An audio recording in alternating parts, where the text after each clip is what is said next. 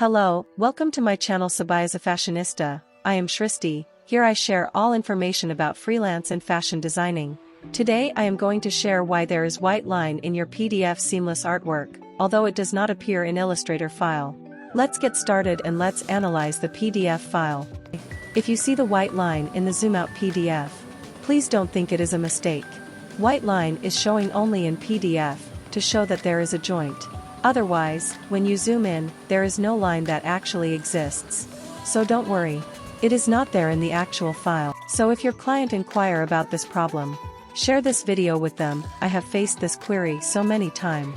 And you can't fix it if there is no line. But before confirming its PDF glitch, make sure you recheck your AI file.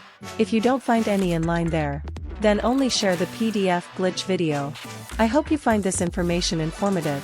Please subscribe my channel and hit the bell icon. I am new to YouTube, but I am experienced in my field.